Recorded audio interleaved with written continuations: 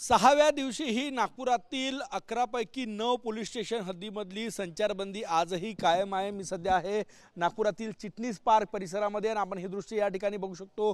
चोख सुरक्षा व्यवस्था जी आहे ती तैनात करण्यात आलेली आहे। नागपूर पोलिसांचं दंगा नियंत्रण पथक, कमांडो, त्यासोबतच राज्य राखीव पोलीस दलाचे जवान सुद्धा या ठिकाणी तैनात आहे। सशस्त्र जवान या ठिकाणी तैनात करण्यात आलेली आहे।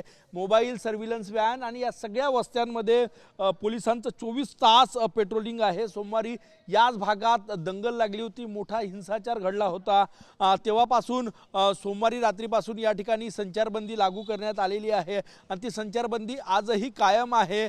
कपिल नगर आणि नंदनवन पोलीस स्टेशन हद्दीमधली संचारबंदी जी आहे ती शिथिल करण्यात आलेली आहे। इतर 9 पोलीस स्टेशन जे आहे त्यामध्ये गणेशपेठ, कोतवाली, तहसील, लकडगंज, पाचपावली, शांतीनगर, सक्करदरा, इमामवाडा, यशोदानगर या पोलीस स्टेशनमधली संचारबंदी आजही कायम आहे आणि या संचारबंदीचा आजचा 6वा दिवस आहे। संचारबंदी असल्यामुळे इथलं सगळं मार्केट जे आहे ते बंद आहे आणि या मार्केट बंद असल्यामुळे गेल्या 6 दिवसात व्यापाऱ्यांचं जवळपास 1000 कोटीपेक्षा जास्त नुकसान झालेलं आहे। परीक्षेचा काळ आहे, शाळा बंद आहे आणि त्यामुळे विद्यार्थ्यांचं नुकसान होत आहे।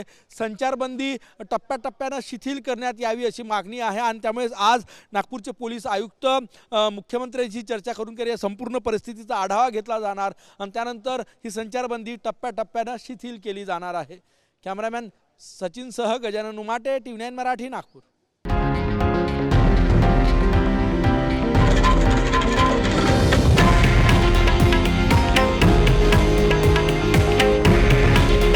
हे आहे देशातील नंबर 1 न्यूज नेटवर्क आणि आपण पाहत आहात TV9 मराठी।